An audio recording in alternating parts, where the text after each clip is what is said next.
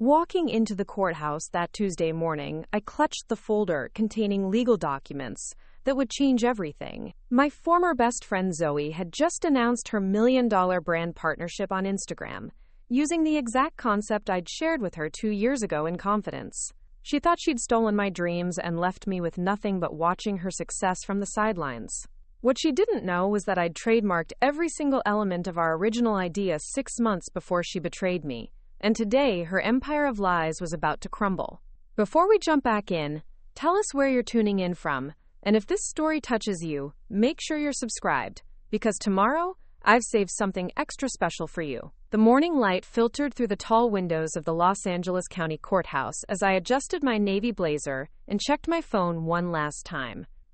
Zoe's latest Instagram story showed her boarding a private jet to Paris for Fashion Week, captioned, "Living my dreams with my sustainable beauty empire."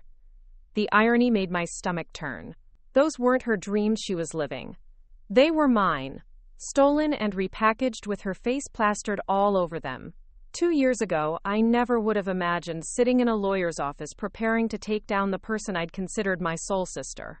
Zoe Martinez and I had been inseparable since our freshman year at UCLA, bonding over late-night study sessions and shared dreams of changing the beauty industry. We'd spent countless hours in our tiny apartment near campus, sketching product ideas and discussing how we could create a brand that actually cared about both people and the planet.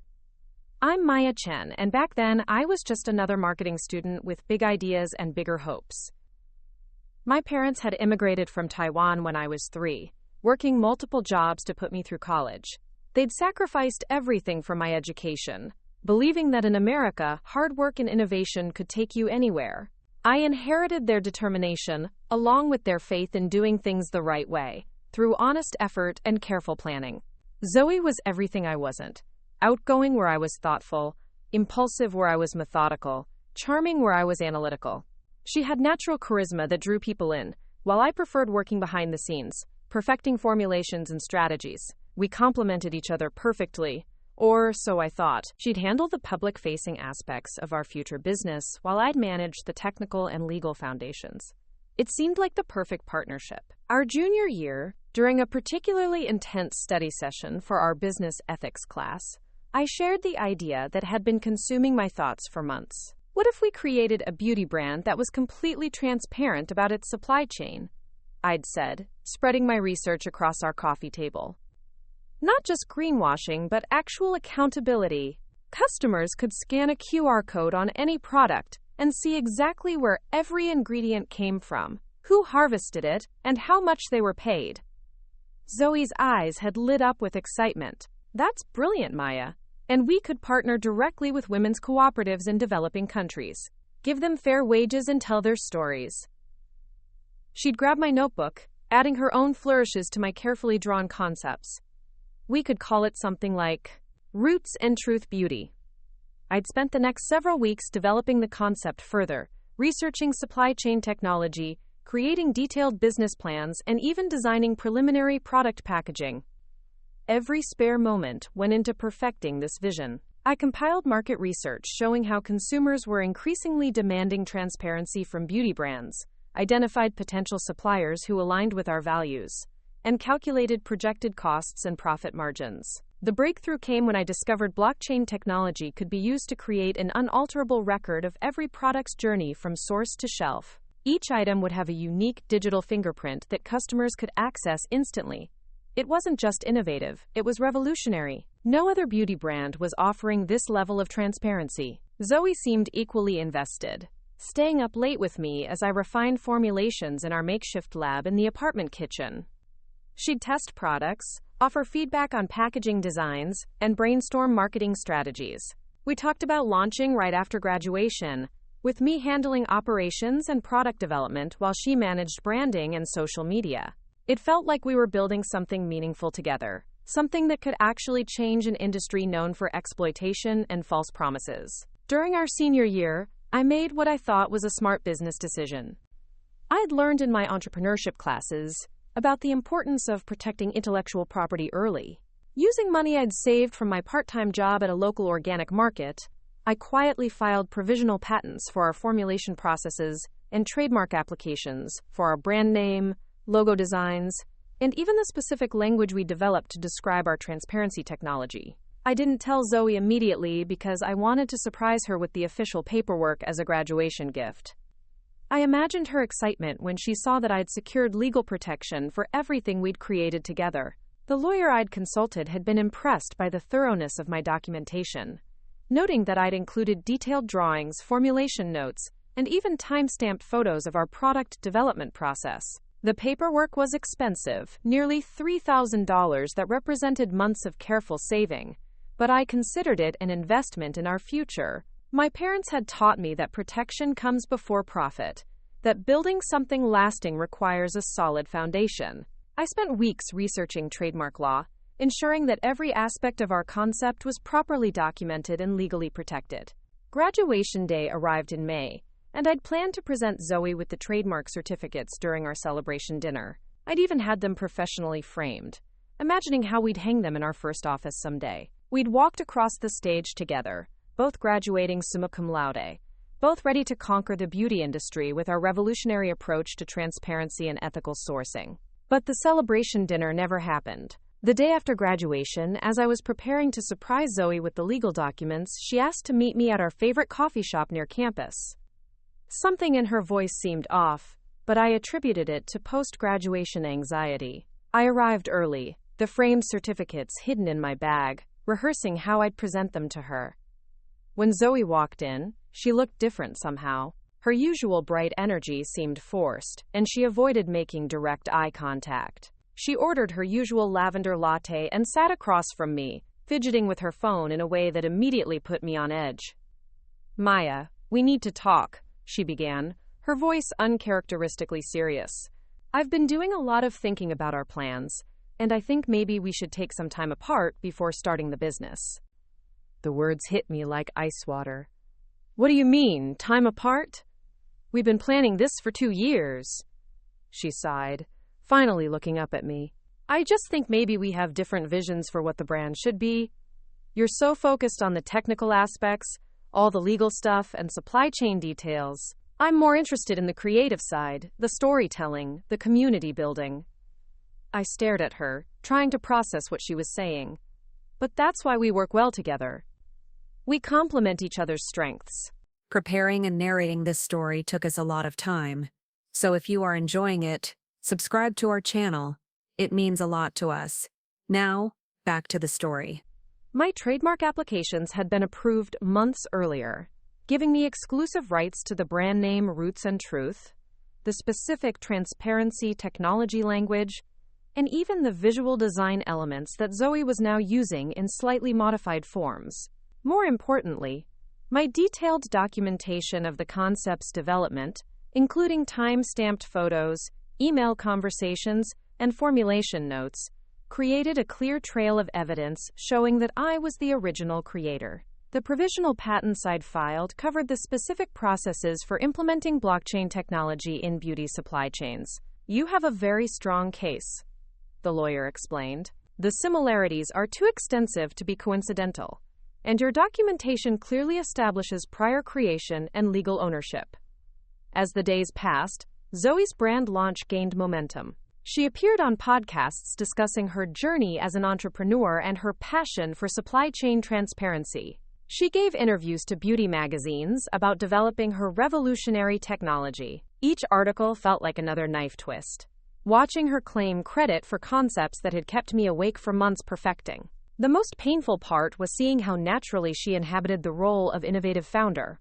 Her charisma and natural marketing instincts made her a compelling spokesperson for the brand. She had the exact qualities needed to make the concept successful. Everything I'd always known I lacked. But what she didn't have was legal ownership of any of it. 2 weeks after her launch announcement, I sent Zoe a carefully worded message, requesting a private conversation.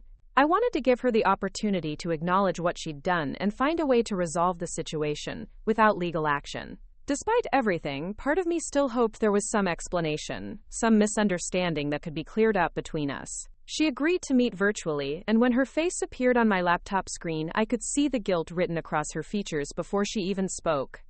"Maya, hi," she said, her usual brightness notably absent. "It's so good to see you. Congratulations on the new job in Oakland. I saw your LinkedIn update. I cut straight to the point. Zoe, I need to talk to you about Roots and Radiance. Her expression shifted, becoming guarded. What about it? You know what about it. That entire concept.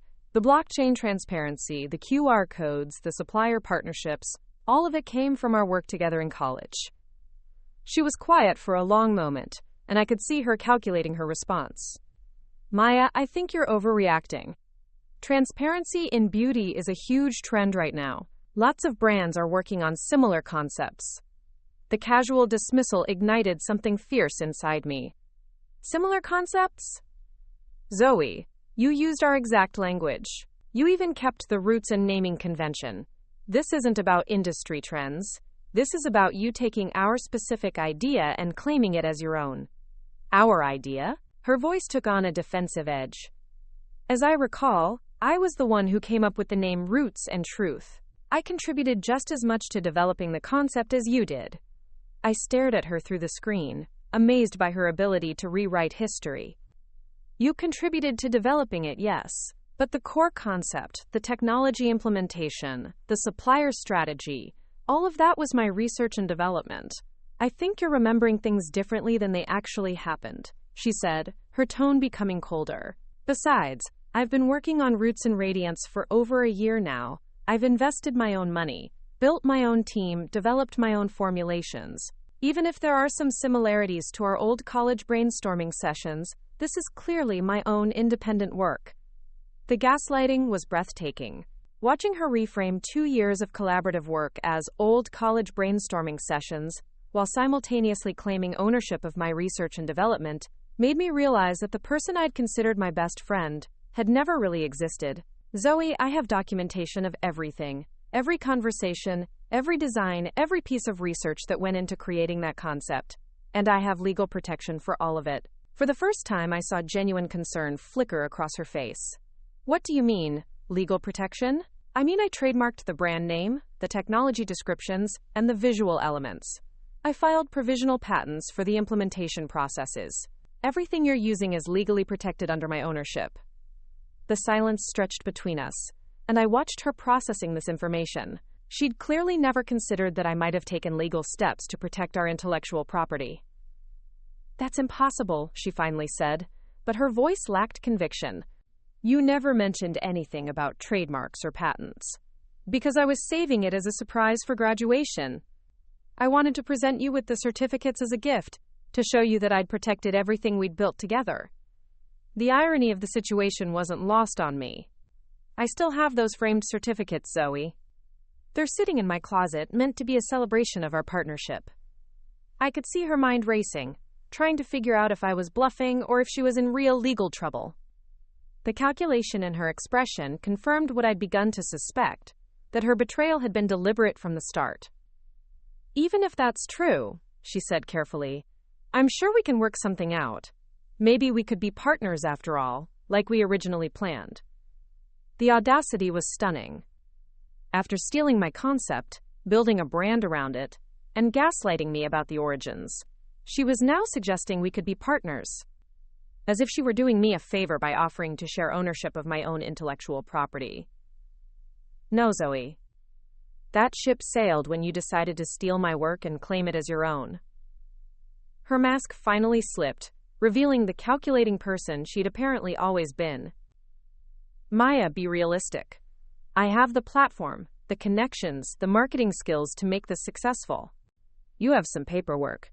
Which one of us do you think the market will choose?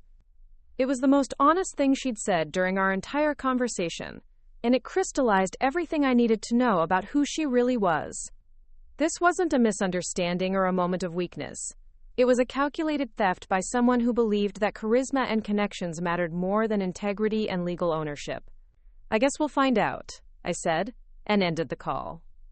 The next morning, I contacted my lawyer and initiated the process that would lead me to that courthouse steps 2 weeks later. But between that video call with Zoe and the legal action, something unexpected happened. I rediscovered my own power.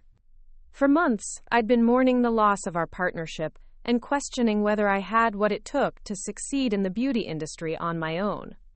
Watching Zoe's success had made me doubt my own abilities, wondering if my methodical approach and behind-the-scenes strengths were enough to build a successful brand. But as I prepared for the legal battle ahead, I realized that while Zoe had the charisma and marketing instincts, I had something more valuable: the actual innovation, the legal protection, and the integrity to build something lasting.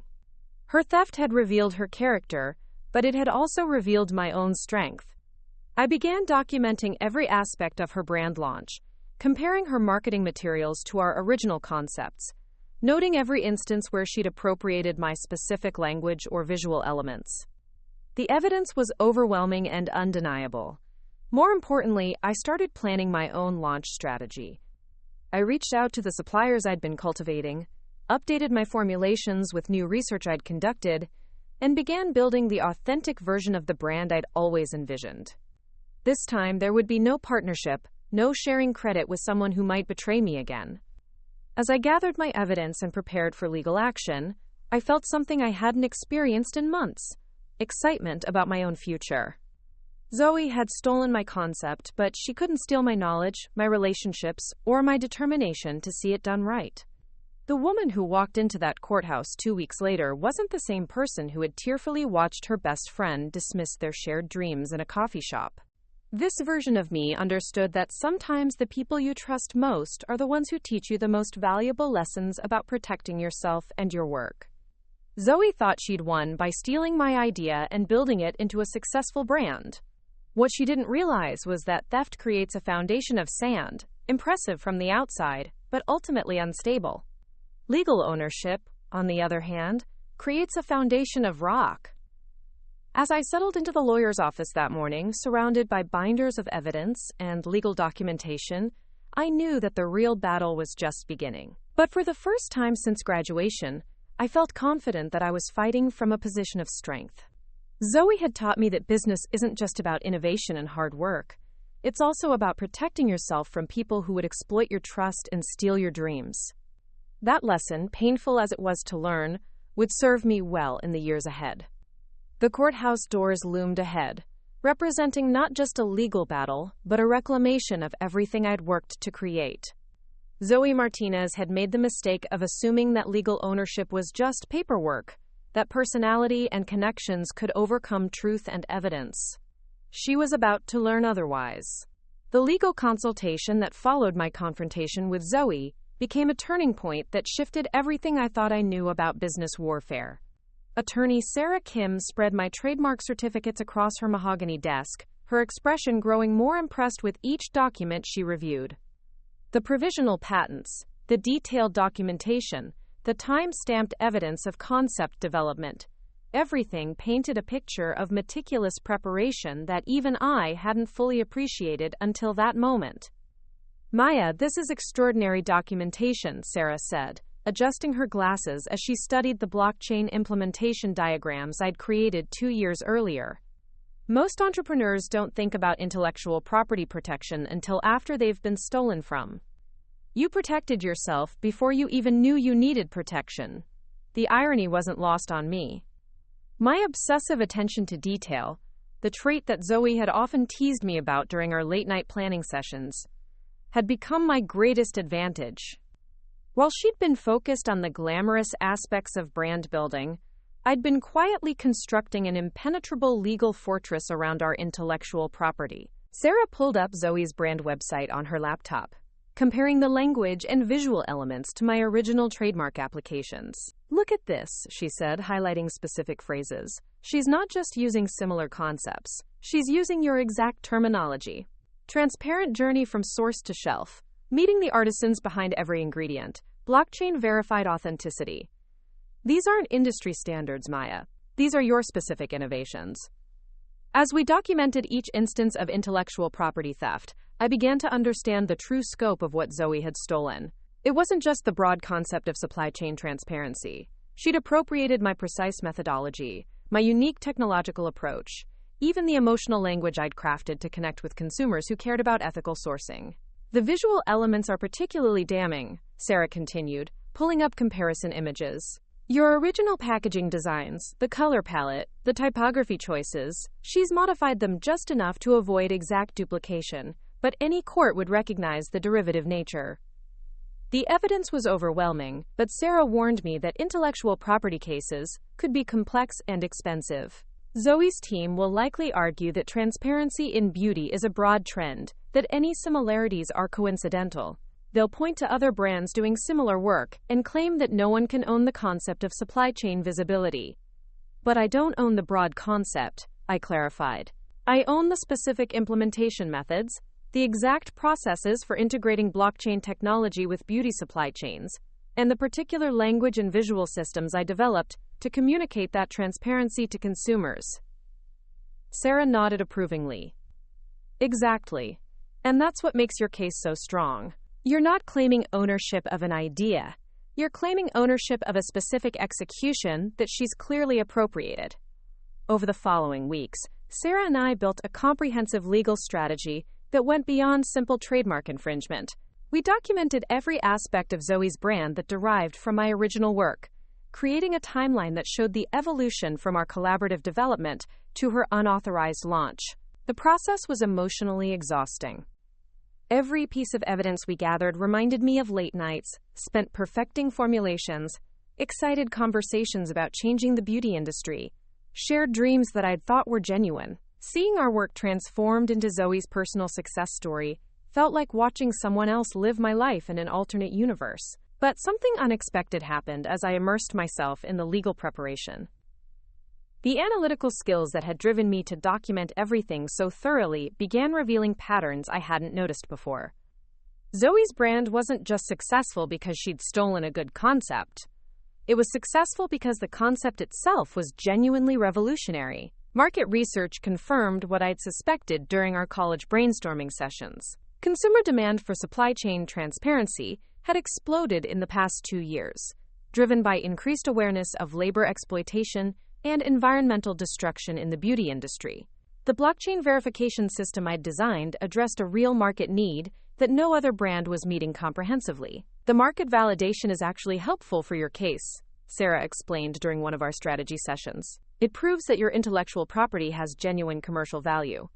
If this were just an academic exercise with no market potential, damages would be minimal. But Zoe's success demonstrates the significant financial value of what she stole. I began studying Zoe's marketing strategy with the cold analytical approach I'd once applied to supply chain optimization.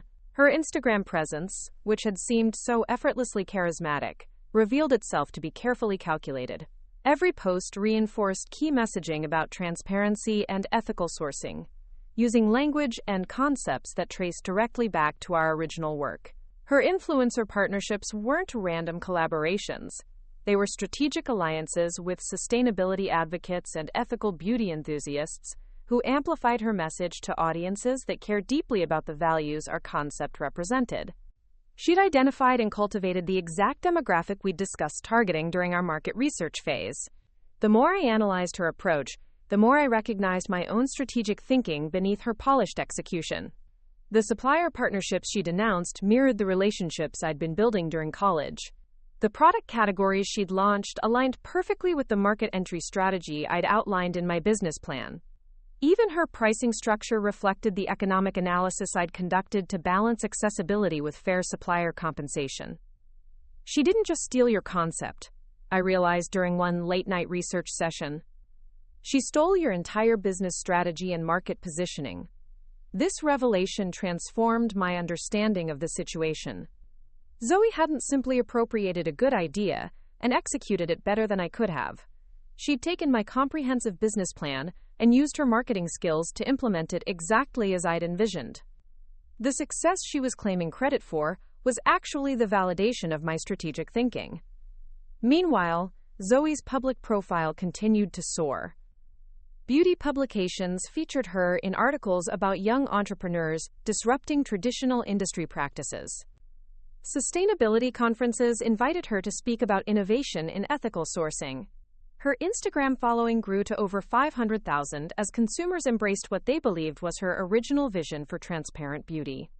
Each accolade felt like a personal insult, but I forced myself to view them as market validation.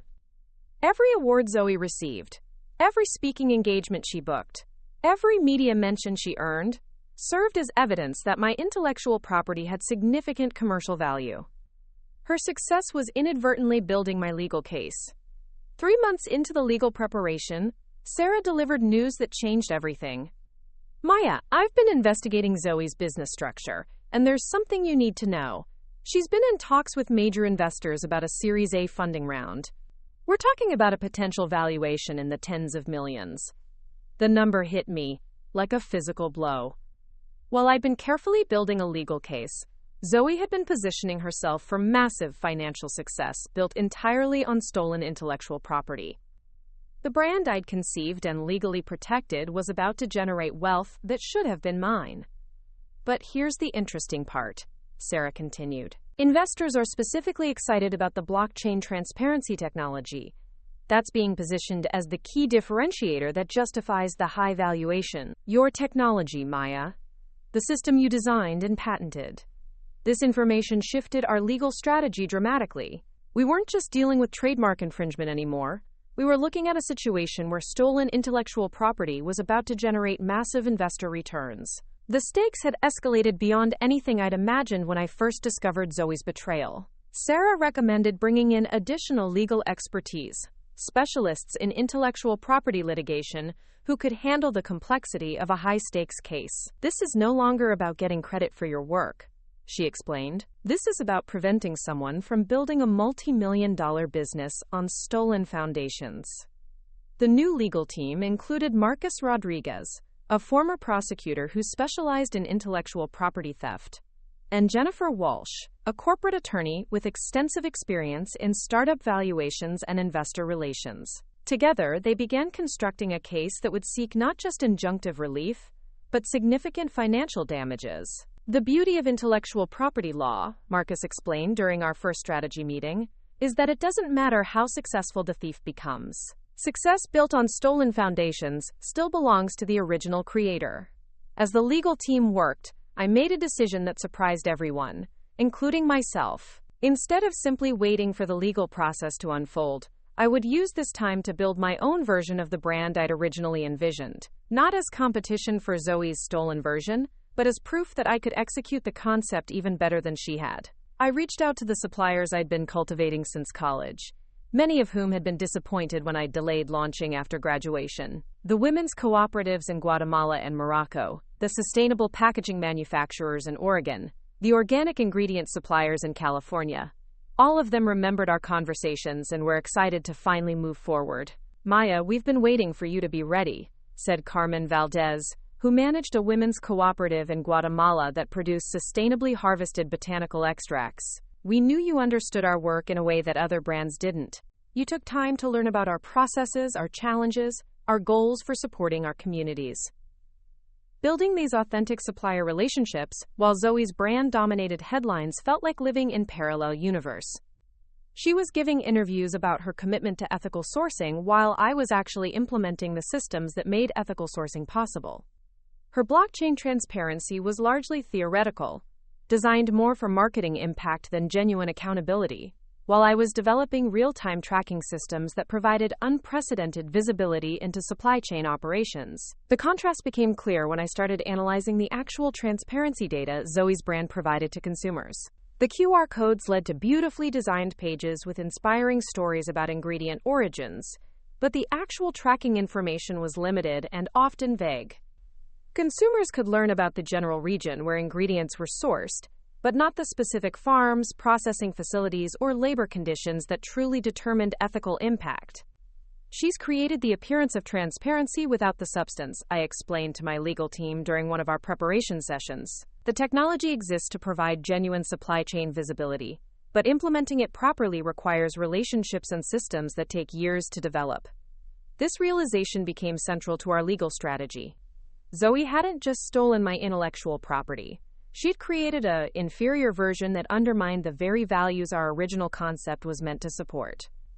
Her success was built on marketing sophistication rather than genuine innovation, style over substance, in a way that ultimately betrayed the trust of consumers who believed they were supporting truly ethical practices.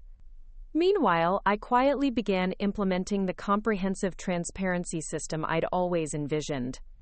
Working with blockchain developers in San Francisco, I created a verification system that provided unprecedented detail about every aspect of product creation.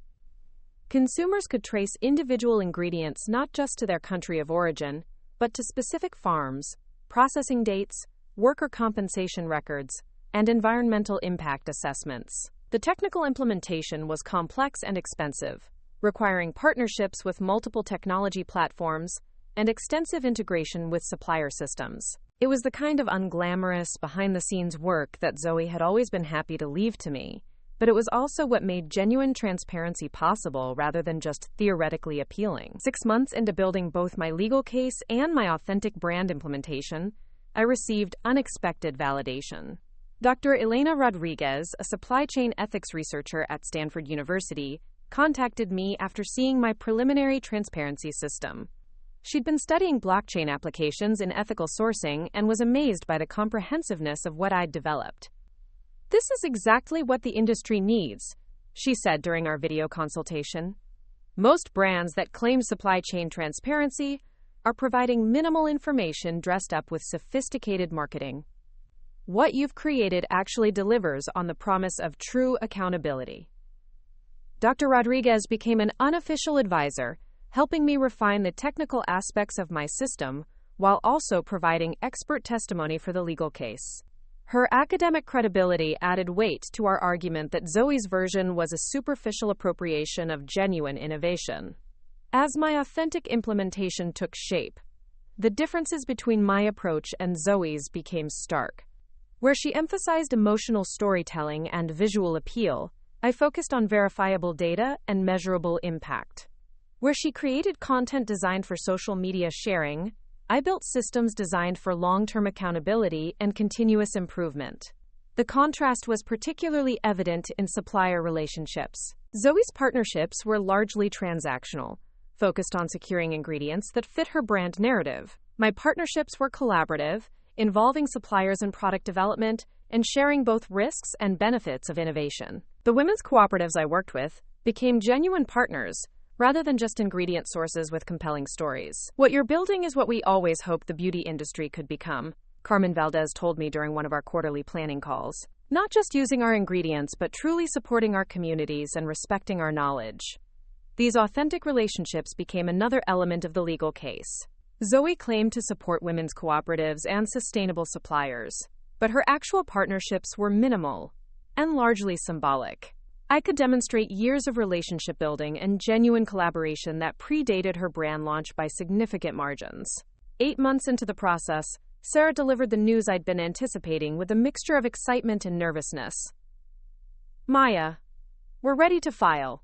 The evidence is overwhelming, the expert testimony is compelling, and the damages are substantial. More importantly, Zoe's investor meetings are accelerating. If we're going to prevent her from raising significant funding on stolen intellectual property, we need to act now." The legal filing would include multiple claims: trademark infringement, patent violation, unfair competition, and unjust enrichment. We were seeking both injunctive relief that would force her to stop using my intellectual property and financial damages that reflected the commercial value of what she'd stolen. "The injunctive relief is crucial," Marcus explained. "Once the court recognizes your ownership of the intellectual property, Zoe won't be able to continue operating under her current brand structure. Everything will have to change: the name, the marketing language, the technological claims, even the visual design elements." Jennifer added the financial perspective. "The damages calculation is based on her projected investor valuation. If she's successful in raising $20 million based on stolen intellectual property, you're entitled to compensation that reflects the true value of what she appropriated." As we prepared for filing, I realized the legal battle was only one aspect of a larger transformation. The months I'd spent building authentic supplier relationships, developing genuine transparency technology, and creating comprehensive brand systems had changed me from someone who'd had a good idea into someone who understood how to execute complex business strategies. Zoe had inadvertently done me a favor by stealing my concept and proving its market viability. Her success had validated my strategic thinking, while also demonstrating that execution required more than charisma and marketing skills. Genuine innovation demanded the kind of methodical development and authentic relationship building that she'd never been willing to invest in. The woman who walked into the courthouse for the initial filing was fundamentally different from the devastated college graduate who'd watched her best friend dismiss their shared dreams. This version understood that protection comes before partnership, that documentation matters more than trust, and that authentic innovation ultimately triumphs over sophisticated theft. As I reviewed the final legal documents before filing, I felt a sense of closure that had nothing to do with anticipated victory. Regardless of the legal outcome, I'd already proven to myself that I could execute the vision I'd originally shared with Zoe. The difference was that my version was built on legitimate foundations that could withstand any challenge. Zoe thought she'd won by stealing my concept and building it into a successful brand. What she didn't realize was that theft creates vulnerability, while authentic ownership creates unshakable strength. Her empire was built on sand, impressive from the outside but fundamentally unstable. Mine was built on rock, less glamorous perhaps, but absolutely solid. The legal filing would expose the truth about who had created what, but the real victory was already mine. I transformed from victim to innovator, from betrayed friend to confident entrepreneur, from someone whose ideas could be stolen to someone whose execution couldn't be replicated. The courthouse steps stretched ahead, representing not just a legal battle but a public reckoning with truth and authenticity. Zoe Martinez had made the mistake of assuming that marketing sophistication could overcome legal ownership, that social media success could substitute for genuine innovation. She was about to discover otherwise. The morning of the court hearing arrived with an unseasonable chill that matched the tension crackling through downtown Los Angeles. I stood outside the federal courthouse at 7:30, watching early commuters hurry past while I mentally rehearsed the testimony I'd been preparing for months. My legal team had assured me that our case was airtight, but seeing Zoe's sleek black sedan pull up to the courthouse steps made my stomach clench with nervous energy. She emerged from the vehicle looking every inch the successful entrepreneur she'd positioned herself to be. Her outfit was perfectly curated for the cameras that had gathered to cover what entertainment blogs were calling, quote, the biggest intellectual property battle in influencer history. The irony wasn't lost on me that even her courtroom appearance was essentially a brand performance, carefully calculated to reinforce her image as an innovative young businesswoman being unfairly attacked by a bitter former friend. Marcus Rodriguez, my lead attorney, appeared at my side carrying the briefcase that contained 2 years of meticulous documentation. Remember, Maya, we're not just proving theft today. We're demonstrating that everything she's built is fundamentally yours. Every investor dollar, every media accolade, every partnership deal, all of it traces back to intellectual property you created and legally protected. Judge Patricia Hendricks had a reputation for cutting through legal theatrics to focus on facts and evidence. As we filed into her courtroom, I felt confident that our documentation would speak louder than Zoe's charm and media savvy. The gallery was packed with reporters, industry insiders, and curious observers who'd followed the case through social media speculation and trade publication coverage. Zoe's legal team was led by David Chen, a high-profile attorney known for defending celebrity clients in complex intellectual property disputes. His opening statement painted me as a jealous former friend, attempting to destroy a successful business out of personal spite, rather than legitimate legal grievance. Your Honor, Ms. Martinez built roots and radiance beauty through her own innovation, hard work, and business acumen, Chen argued, gesturing toward charts showing Zoe's brand growth and market success. Ms. Chen's claims represent an attempt to retroactively claim ownership of broad industry concepts that no single person can or should control. When Marcus rose to present our opening argument, the atmosphere in the courtroom shifted palpably. He methodically walked through the timeline of concept development, trademark filings, and patent applications, showing how every element of Zoe's brand traced directly to my original work. This case isn't about jealousy or spite, Marcus stated firmly. It's about theft. Systematic, deliberate theft of intellectual property that was legally protected before the defendant ever launched her business. The first day of testimony focused on establishing the timeline of concept development. Dr. Elena Rodriguez from Stanford provided expert testimony about the technical innovations in my blockchain transparency system, explaining how the specific implementation methods I developed were unique in the industry. The defendant claims to offer supply chain transparency, Dr. Rodriguez testified, but analysis of her actual systems reveals significant limitations compared to the comprehensive tracking methods detailed in Ms. Chen's original patents. What she's created is essentially a simplified version of Ms. Chen's innovation, marketed as if it were original development. Zoe's team attempted to challenge the uniqueness of my innovations, arguing that blockchain technology in supply chains was becoming common across multiple industries. But Dr. Rodriguez systematically dismantled their arguments, demonstrating how my specific applications to beauty industry challenges represented genuine innovation rather than obvious adaptations of existing technology. The second day brought testimony from suppliers and business partners who'd worked with both of us.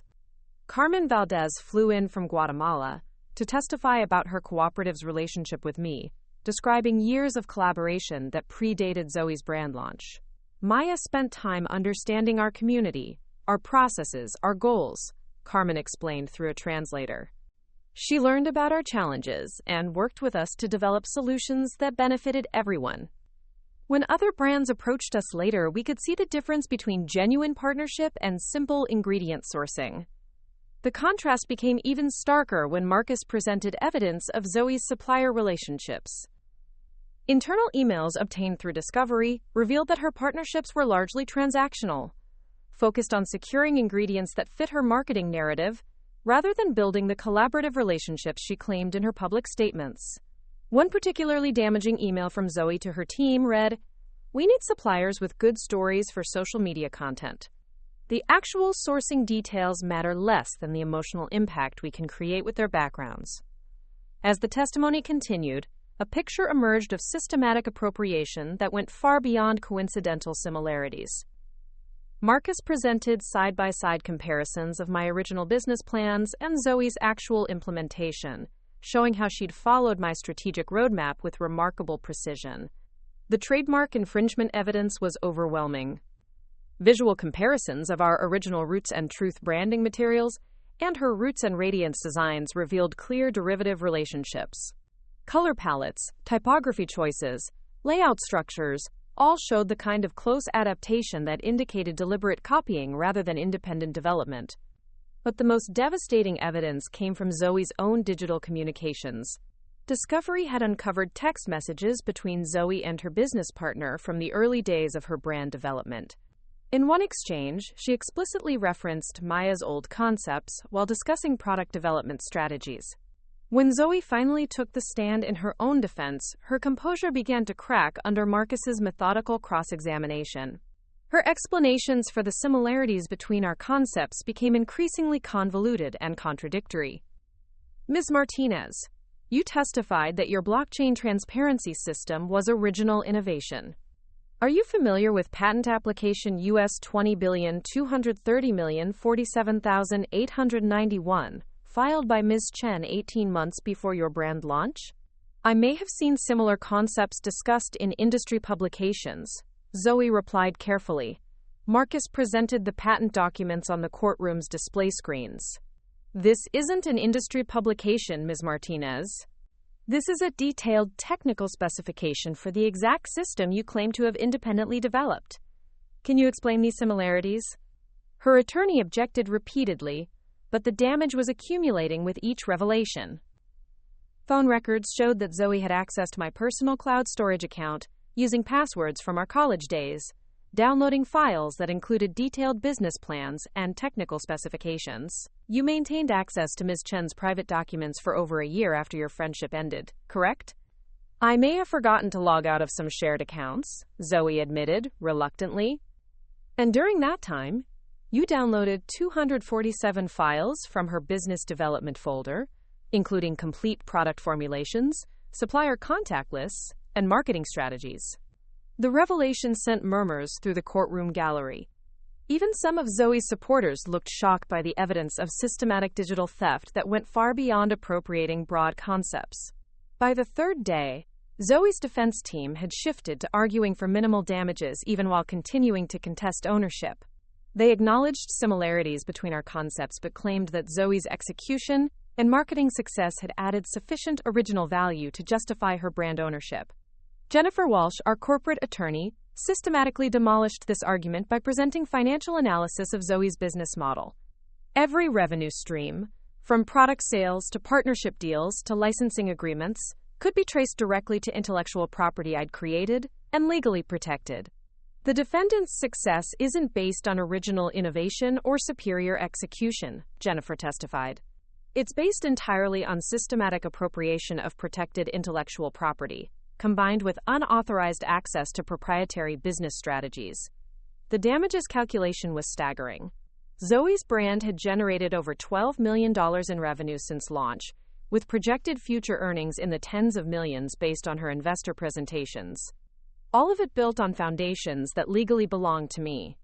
When closing arguments began on the fourth day, the courtroom was packed beyond capacity. Legal bloggers were calling it a landmark case that would establish important precedents for intellectual property protection in the influencer economy. David Chen made one final attempt to frame the case as a personal dispute rather than legitimate legal grievance. Ms. Chen is asking this court to retroactively award her ownership of a successful business that she had no role in building. Friendship disputes shouldn't become grounds for corporate seizure. But Marcus had saved our most powerful evidence for his closing argument. He presented a video compilation of Zoe's public statements about her brand development, contrasted with the documented timeline of my original work. The defendant has built her entire public persona on claiming credit for innovation that wasn't hers, Marcus argued. Every interview, every speaking engagement, every media profile has reinforced a fundamental lie about who created the intellectual property that drives her business success. Judge Hendricks deliberated for 2 hours before returning with a decision that exceeded even my legal team's expectations. She found in my favor on every major claim: trademark infringement, patent violation, unfair competition, and unjust enrichment. The evidence of systematic intellectual property theft is overwhelming and undeniable, Judge Hendricks stated. The defendant's arguments about independent development are contradicted by her own communications and digital activities. This court finds that Ms. Chen is the rightful owner of all disputed intellectual property.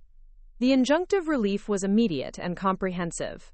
Zoe was ordered to cease all use of my trademarked elements, including the Roots and Radiance name, all marketing language derived from my concepts, and any visual branding that incorporated my protected designs. Her blockchain transparency claims were specifically prohibited unless she could demonstrate genuinely independent technical development. The financial damages award was even more significant. $7 million representing her profits from stolen intellectual property, plus additional compensation for lost licensing opportunities and reputational harm. But perhaps most importantly, the court ruled that all existing supplier contracts and partnership agreements would transfer to me as the rightful owner of the underlying intellectual property. As Judge Hendricks read the decision, I watched Zoe's carefully constructed facade finally collapse. The confident entrepreneur who dominated headlines for months sat slumped in her chair, the reality of losing everything she'd built finally sinking in. Outside the courthouse, the media circus was intense but manageable with my legal team's preparation. Marcus delivered a brief statement, emphasizing that the case represented a victory for legitimate innovation over sophisticated theft. This decision establishes that intellectual property rights matter in the digital economy, he told the assembled reporters. Success built on stolen foundations isn't success, it's fraud. The immediate aftermath was chaotic but satisfying. Within hours of the court decision, Zoe's investor meetings were canceled, and her partnership deals were suspended pending resolution of the intellectual property transfers. Her social media accounts, which had been carefully curated to reinforce her founder narrative, went silent as her legal team scrambled to assess the full scope of required changes. My phone buzzed constantly with messages from suppliers, potential investors, and industry contacts who'd been following the case. Carmen Valdez sent a particularly meaningful text. Justice has been served, Maya. We're excited to continue building something authentic with you. The transformation of Zoe's brand empire happened with startling speed. The Roots and Radiance website displayed a legal notice about intellectual property disputes within 48 hours. Social media accounts that had showcased her as an innovative founder began disappearing, as her team grappled with the impossibility of maintaining her public image without access to the concepts that had defined her success. But the real victory wasn't Zoe's downfall. It was the opportunity to finally implement my vision properly. The supplier relationships that transferred to me as part of the court decision included partnerships with cooperatives across 3 continents, all of whom had been excited about the transparency concepts I'd originally developed. Within a month of the court decision, I officially launched Transparent Roots Beauty, using the authentic name I'd always preferred for the brand. The difference between my implementation and Zoe's appropriated version was immediately apparent to industry observers and consumers alike. Where Zoe had created the appearance of transparency through sophisticated marketing, I delivered actual accountability through comprehensive supply chain tracking. Every product included detailed information about sourcing, processing, and labor conditions that consumers could verify independently through blockchain records. The media coverage of my launch was particularly gratifying. Beauty publications that had previously celebrated Zoe's innovation now wrote detailed analyses of how authentic transparency differed from marketing-driven approximations. Several articles specifically contrasted her superficial approach with my comprehensive systems. Chen's implementation represents what the industry promised but rarely delivered, wrote Sarah Johnson in Beauty Independent. This is transparency as accountability rather than transparency as brand positioning. The contrast extended to supplier relationships as well. The cooperatives and farms that had been reduced to ingredient sources in Zoe's model became genuine partners in my implementation. Carmen Valdez's cooperative in Guatemala became a co-developer of new extraction methods, sharing both the costs and benefits of innovation. This is what we always hoped partnership could look like, Carmen explained during a video call with beauty industry analysts. Not just buying our ingredients, but respecting our knowledge and supporting our community's long-term development. 3 months after the court decision, the transformation was complete. Zoe had quietly rebranded her remaining business operations under a generic name, focusing on traditional influencer marketing rather than product development. Her social media presence, once built around founder credibility, shifted to lifestyle content that avoided any claims about innovation or business leadership. The financial impact of losing the court case had been devastating for her. The $8.7 million judgment, combined with legal fees and lost investor opportunities, had essentially bankrupted the business model she'd built around stolen intellectual property. More importantly, her reputation in the beauty industry had been permanently damaged by revelations about the systematic nature of her theft. But perhaps the most satisfying aspect of the resolution was watching authentic innovation triumph over sophisticated marketing. The transparency systems I'd spent years developing were finally being implemented properly, delivering real accountability to consumers who deserved better than greenwashing disguised as ethical business practice. Dr. Elena Rodriguez from Stanford reached out 6 months after the court decision, with news that validated everything I'd worked to accomplish. Maya, your implementation is becoming a case study in our supply chain ethics program. You've proven that genuine transparency is possible in beauty, not just theoretically appealing. The academic recognition meant more to me than any business accolade, because it confirmed that the intellectual property Zoe had stolen represented genuine innovation rather than clever marketing. The years I'd spent developing comprehensive tracking systems and authentic supplier relationships had created something valuable enough to steal, valuable enough to generate millions in revenue, and valuable enough to change industry standards. A year after the court decision, I received an unexpected message from Zoe herself. After months of silence, she reached out through a mutual connection to request a private conversation. Curiosity more than forgiveness motivated me to agree to a video call. When her face appeared on my screen, the transformation was startling. Gone was the polished confidence that had characterized her influencer persona. She looked exhausted, humbled by the consequences of choices that had seemed so clever when she'd made them. Maya, I know I have no right to ask for anything from you, she began, her voice lacking any trace of the manipulative charm I'd once trusted. But I wanted to apologize, not because my lawyers told me to, not because it might help legally, but because I finally understand what I did to you. The apology felt genuine in a way that surprised me. I convinced myself that what we'd worked on in college was just brainstorming, that execution was what mattered.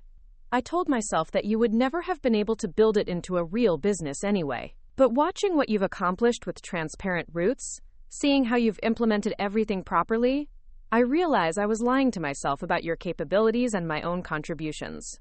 The conversation lasted nearly an hour, covering everything from our college friendship to the systematic way she'd appropriated my work to the devastating personal and professional consequences of her choices. For the first time since our collaboration ended, I felt like I was talking to the real Zoe, rather than a carefully constructed persona. I destroyed our friendship for something that was never really mine, she admitted, and I destroyed my own credibility in the process. The success I thought I'd won was always temporary, because it was built on lies. The resolution I felt after that conversation wasn't about forgiveness. Zoe's actions had been too calculated and harmful for easy absolution. It was about understanding that authentic success requires authentic foundations, that sustainable achievement demands integrity rather than clever appropriation. 2 years after the court decision, Transparent Roots Beauty had become the industry standard for supply chain accountability. The comprehensive tracking systems I developed were being licensed to other brands that wanted to implement genuine transparency rather than marketing approximations. The cooperative partnerships that had transferred to me from Zoe's failed venture had evolved into a revolutionary model for ethical sourcing. Instead of extractive relationships that benefited only the purchasing brand, we'd created collaborative frameworks where supplier communities shared in both innovation costs and profit returns. Carmen Valdez's cooperative had used their partnership revenues to build a processing facility that served multiple beauty brands, while maintaining the quality standards and labor protections that made genuine ethical sourcing possible. Similar developments were happening with partners in Morocco, Oregon, and other regions where we'd invested in long-term relationship building. What you've created goes beyond business success, Carmen told me during our quarterly planning retreat in Guatemala. You've shown that ethical values and profitable operations can strengthen each other rather than compete. The academic recognition continued to accumulate as well. Business schools were using our case as an example of how intellectual property protection enables innovation, while supply chain programs studied our transparency implementation as a model for accountability across industries. But perhaps the most meaningful validation came from consumers who'd embraced authentic transparency after experiencing Zoe's marketing-driven approximation. Online reviews consistently mentioned the difference between surface-level brand storytelling and comprehensive supply chain visibility. I thought I understood what transparency meant until I tried Transparent Roots, wrote one customer review that captured the broader transformation. This is what ethical beauty should actually look like. Not just good marketing, but real accountability. Standing in my office overlooking San Francisco Bay, surrounded by awards and recognition for genuine innovation, I reflected on the journey that had brought me from betrayed college graduate to industry leader. The intellectual property protection that had seemed like expensive insurance during our college collaboration had become the foundation of sustainable business success. Zoe's theft had inadvertently proven the value of what I'd created, while also demonstrating the vulnerability of success built on appropriated foundations. Her temporary triumph had validated my strategic thinking, while revealing the importance of legal protection and authentic relationships. The woman who walked into that courthouse 2 years earlier seeking justice had emerged as someone who understood that real strength comes from building rather than stealing, from innovation rather than appropriation, from integrity rather than clever manipulation. The $7 million judgment had been satisfying, but the authentic relationships with suppliers, the genuine impact on industry standards, and the sustainable success built on legitimate foundations were the real victories. Zoe had taught me that business isn't just about having good ideas.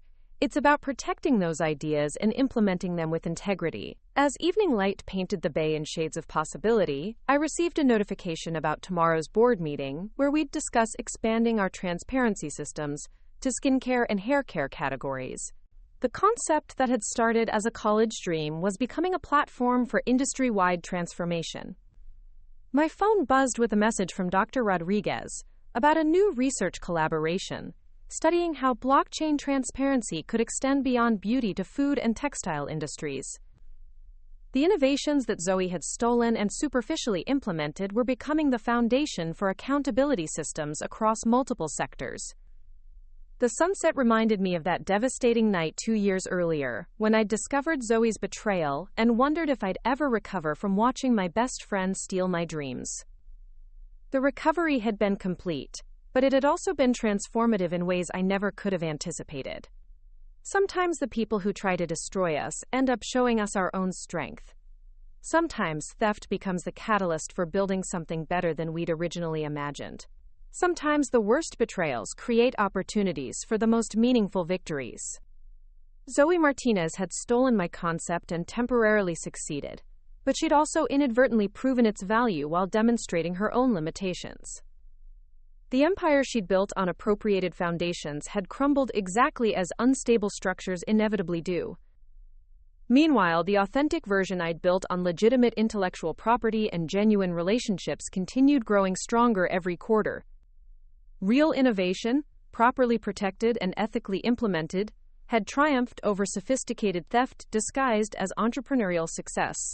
The courthouse steps where this resolution had begun now felt like ancient history compared to the possibilities stretching ahead. The woman who'd once trusted too easily had become someone who protected fiercely, while still believing in authentic collaboration and genuine partnership. Tomorrow would bring new challenges and opportunities, but tonight I savored the knowledge that integrity ultimately wins, that authentic innovation endures while appropriated success crumbles, and that the best revenge against theft is building something so genuine and valuable that imitation becomes impossible. 5 years after the courthouse victory that changed everything, I stood before the United Nations Global Compact Assembly in New York, preparing to deliver a keynote address about ethical innovation in the digital economy. The irony wasn't lost on me that I was speaking at the same venue where Zoe had once been scheduled to present before her empire of stolen intellectual property collapsed. The auditorium was packed with entrepreneurs, activists, and policymakers from around the world, all gathered to discuss how technology could serve human dignity rather than exploit it. My presentation, titled Transparency as Transformation: Building Authentic Supply Chains in the Digital Age, represented the culmination of years spent proving that genuine innovation could triumph over sophisticated appropriation. Dr. Elena Rodriguez had introduced me with words that still gave me chills. Maya Chen didn't just win a legal battle, she redefined what accountability means in the modern economy. Her work has become the gold standard for authentic transparency across multiple industries. As I clicked through slides showing the global impact of our transparency systems, I reflected on how dramatically my life had transformed since that devastating moment in the coffee shop when Zoe had dismissed our shared dreams as mere, quote, college brainstorming. The young woman who'd once trusted blindly had become a recognized leader in ethical business practices, but the journey had taught me lessons that extended far beyond professional success. Transparent Roots Beauty had grown into a platform that served over 200 brands across 40 countries, each one implementing the comprehensive tracking systems that made genuine supply chain accountability possible. The blockchain technology I'd originally developed for beauty products was now being adapted for food safety, textile manufacturing, and even pharmaceutical distribution. Carmen Valdez, whose cooperative in Guatemala had become our first authentic supplier partnership, now managed a network of women's enterprises across Central and South America. The revenue-sharing model we'd pioneered had lifted entire communities out of poverty, while maintaining the quality standards that made ethical sourcing economically viable. Maya changed our understanding of what partnership could mean, Carmen had told a documentary crew filming the global impact of our transparency initiative. Instead of just buying our products, she invested in our capacity to innovate and grow. But the transformation extended beyond business metrics to something more profound: a fundamental shift in how consumers understood their relationship to the products they purchased. The comprehensive tracking systems we'd developed had educated millions of people about the true cost and impact of manufacturing, creating demand for accountability that was reshaping entire industries. Standing at the UN podium, I shared statistics that would have seemed impossible during those college planning sessions with Zoe. Over 500 million consumers had accessed our blockchain tracking systems, tracing products from source to shelf with unprecedented detail. More importantly, 85% of them had changed their purchasing behavior based on the transparency information we provided. Authentic transparency isn't just about providing information, I explained to the assembly. It's about creating accountability systems that make exploitation visible and thereby impossible to sustain. The presentation included case studies from around the world, where our systems had exposed labor violations, environmental damage, and economic exploitation that traditional supply chain monitoring had missed. But equally important were the positive transformations, supplier communities that had used transparency partnerships to build sustainable local economies.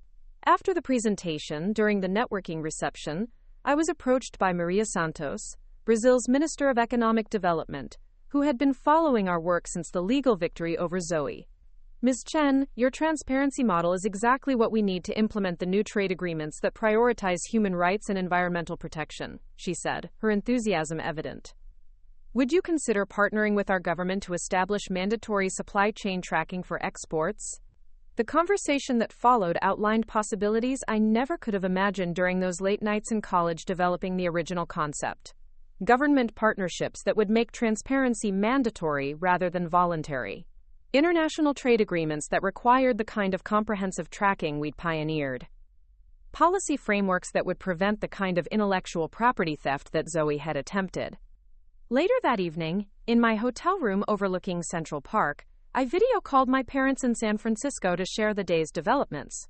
Their pride was evident, but so was their amazement at how far we'd come from those difficult months after Zoe's betrayal, when they'd worried about my emotional and financial recovery. You turned something that was meant to destroy you into something that's changing the world, my mother said, her voice thick with emotion. Your grandmother would have been so proud to see how you honored our family's values while building something completely new. The reference to my grandmother reminded me of lessons that had sustained me through the darkest moments of the legal battle. She'd survived war, displacement, and discrimination by maintaining her integrity even when compromise seemed easier. Her example had taught me that authentic strength comes from building rather than destroying, from creating value rather than extracting it. The next morning brought news that crystallized how completely the landscape had changed since Zoe's appropriation attempt. TechCrunch published an article titled, "The Chen Effect: How One Legal Victory Revolutionized IP Protection in the Creator Economy." The piece detailed how our case had established precedents that were protecting other innovators from the kind of sophisticated theft that had once seemed unstoppable. Maya Chen's victory over Zoe Martinez didn't just recover stolen intellectual property, the article concluded. It demonstrated that authentic innovation, properly protected and ethically implemented, creates sustainable competitive advantages that appropriation can never match. The article included updates on Zoe's situation that I read with a mixture of satisfaction and genuine sympathy. After losing the legal battle and facing bankruptcy, she'd eventually found work as a social media manager for a small nonprofit focused on financial literacy education. The organization's mission involved teaching young entrepreneurs about the importance of intellectual property protection and ethical business practices. It's deeply ironic, one industry observer quoted in the article noted, but Zoe Martinez is now helping other people avoid the mistakes that destroyed her own career. There's something almost redemptive about that trajectory. Reading about Zoe's current work reminded me of our last conversation, 2 years after the court decision, when she'd reached out to discuss collaborating on educational content about intellectual property protection.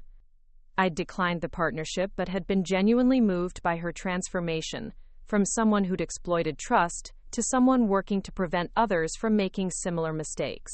"I can't undo what I did to you," she'd said during that call, "but maybe I can help other people understand why integrity matters more than short-term success." That conversation had been our final contact, but I occasionally heard updates through mutual connections. Zoe had apparently found genuine fulfillment in education work, using her experience with appropriation and its consequences to help young entrepreneurs understand the importance of building businesses on authentic foundations. The transformation was remarkable in its own way, from someone who'd stolen intellectual property to someone teaching others to protect their innovations. While I couldn't forgive the betrayal that had nearly destroyed our friendship and my business dreams, I could appreciate the growth that had emerged from the consequences of her choices. Flying back to San Francisco the next day, I reflected on how the legal victory had been just the beginning of a much larger transformation. The intellectual property protection that had seemed like expensive insurance during college had become the foundation not just for business success but for global impact on supply chain accountability. The $8.7 million judgment had been reinvested entirely into expanding our transparency systems and supporting supplier community development. Rather than keeping the money as personal compensation for Zoe's theft, I'd used it to build exactly the kind of authentic, sustainable business model that she'd appropriated and corrupted. Back in my San Francisco office, surrounded by awards from organizations ranging from the World Economic Forum to local women's business groups, I found a message from Dr. Rodriguez that would open yet another chapter in our ongoing work. Maya, I've been contacted by the European Union's Digital Services Commissioner about implementing transparency requirements for online marketplaces. They specifically want to adapt your blockchain tracking systems for e-commerce platforms. This could affect how products are sold globally. The implications were staggering. If the EU implemented mandatory transparency tracking for online sales, every product sold through major e-commerce platforms would need to provide the kind of comprehensive supply chain information that our systems made possible. The concept I'd developed in college, stolen by Zoe, and ultimately reclaimed through legal action, could become the global standard for how products were tracked and sold. That afternoon, I convened a video conference with our key partners around the world to discuss the EU opportunity. Carmen Valdez joined from Guatemala, along with cooperative leaders from Morocco, Madagascar, and the Philippines. The conversation illustrated how far we'd come from the individual business concept I'd originally shared with Zoe. This isn't just about expanding our business, I explained to the group. It's about creating systems that make exploitation impossible at scale. If every product sold online has to provide comprehensive transparency information, consumers will finally have the tools they need to make truly informed choices. The technical challenges were significant, adapting our systems to work across thousands of different supply chains and millions of products. But the cooperative partnerships we'd built over the years had created a network of implementation expertise that made ambitious scaling possible. We've proven that transparency and profitability can strengthen each other, added Dr. Rodriguez, who joined the call from Stanford. Now we have the opportunity to make that model mandatory rather than voluntary. As we discussed implementation timelines and technical requirements, I was struck by how dramatically different this conversation was from the casual brainstorming sessions Zoe and I had shared in college. Those early discussions had been theoretical and optimistic, focused on what we hoped we could accomplish someday. This conversation was tactical and concrete, focused on how to implement systems that were already changing lives across multiple continents. The difference wasn't just scale. It was the foundation of authentic relationships and proven impact that made ambitious goals achievable rather than merely aspirational. The months that followed were a whirlwind of international travel, technical development, and policy negotiations. The EU's Digital Services Act ultimately included transparency requirements that were directly based on our blockchain tracking systems, creating the world's first mandatory supply chain accountability framework for e-commerce. The implementation process revealed just how extensively our model had influenced global thinking about supply chain ethics. Countries across Asia, Africa, and Latin America began developing their own transparency requirements, often consulting with our team about technical specifications and implementation strategies. You've created something that goes beyond business success, observed Dr. James Wright, an economic policy researcher at Oxford University who'd been studying our global impact. You've demonstrated that technology can serve transparency rather than obscure it, that innovation can strengthen rather than exploit traditional communities. The observation resonated deeply because it captured the transformation that had occurred not just in my career, but in my understanding of what success actually meant. The business metrics were impressive. Hundreds of millions in revenue, thousands of jobs created, measurable improvement in supplier community outcomes, but the real victory was proving that ethical frameworks could be more powerful than exploitative ones. 3 years after the UN presentation, I received an invitation that brought the journey full circle. UCLA's business school wanted me to deliver the commencement address for their graduating class, speaking to the same auditorium where Zoe and I had attended lectures about entrepreneurship and innovation. Standing at that podium, looking out at hundreds of graduates preparing to enter the business world, I thought about the advice I wished someone had given me during my own college years. The importance of protecting intellectual property, yes, but also the deeper lessons about building sustainable success through authentic relationships and ethical frameworks. Your generation has the opportunity to build businesses that strengthen rather than exploit, I told the graduates. But that requires understanding that real innovation comes from solving genuine problems, not from appropriating other people's solutions and marketing them more effectively. The speech included the story of Zoe's theft and our legal battle, but I framed it as a lesson about resilience and authentic value creation rather than simple victory over betrayal. The graduates needed to understand both how to protect themselves from exploitation and how to build businesses that created value for all stakeholders. After the ceremony, during the reception, I was approached by a young woman named Lisa Park, who'd been following our work since high school. She'd developed her own concept for using blockchain technology to track carbon offsets in real time, ensuring that environmental claims by corporations could be verified independently. I learned about intellectual property protection because of what happened to you, she explained, showing me the provisional patent application she'd already filed for her carbon tracking system. I want to build something that can't be stolen because it's properly protected from the beginning. The conversation reminded me that the real legacy of our legal victory wasn't just the business success or policy changes we'd achieved. It was the example we'd set for other innovators about the importance of protecting authentic innovation and building businesses on foundations that couldn't be appropriated or replicated through clever marketing. That evening, driving through San Francisco toward my apartment, I passed the coffee shop where Zoe had first dismissed our shared dreams as mere college brainstorming. The space had been renovated and now housed a startup accelerator focused on social impact businesses. The transformation seemed symbolic of everything that had changed since that devastating conversation. What had once been a place of betrayal and disappointment had become a space for nurturing authentic innovation and ethical entrepreneurship. At home, I found a package waiting that contained advance copies of my book, Transparent Foundations: Building Authentic Innovation in the Digital Economy. The manuscript had taken 2 years to complete, weaving together the technical aspects of blockchain implementation with the personal story of betrayal and recovery. The book's final chapter, titled Beyond Revenge: Building Systems That Serve Justice, attempted to articulate the lessons I'd learned about transforming personal pain into positive impact. Zoe's theft had been devastating, but it had also revealed strengths and possibilities I never would have discovered otherwise. Opening to a random page, I read a passage that captured something essential about the entire journey. Authentic innovation creates value that can't be appropriated because it's built on relationships, knowledge, and integrity that develop over time. Theft can copy the surface elements of success, but it can't replicate the foundations that make sustainable impact possible. As I prepared for bed that night, I checked my phone one final time and found a message from Carmen Valdez with photos from the opening ceremony of a new processing facility that her cooperative had built using revenue from our partnership. The facility would serve multiple beauty brands while maintaining the labor standards and environmental protections that made ethical sourcing possible. Thank you for showing us what real partnership looks like, her message read. Our children will grow up in a world where their work is valued and their communities are respected because of the foundation you helped us build. The message reminded me that the true measure of the journey wasn't the legal victory over Zoe or even the business success that had followed. It was the authentic relationships and sustainable systems that were creating lasting positive impact for communities around the world.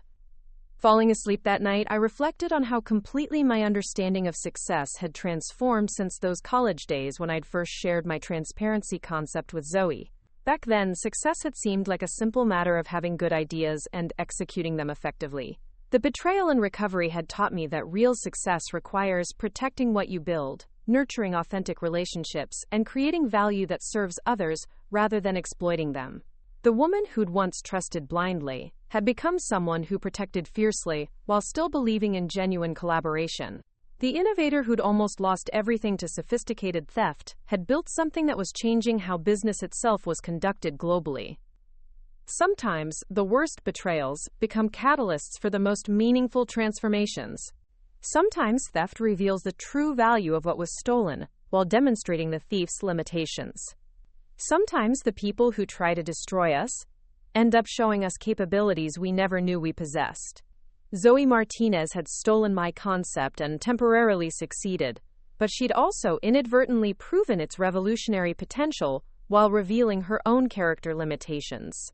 The empire she'd built on appropriated foundations had crumbled exactly as unstable structures inevitably do, while the authentic version I'd built on legitimate intellectual property and genuine relationships continued expanding its positive impact with each passing year. Up next, you've got 2 more standout stories right on your screen. If this one hit the mark, you won't want to pass these up. Just click and check them out.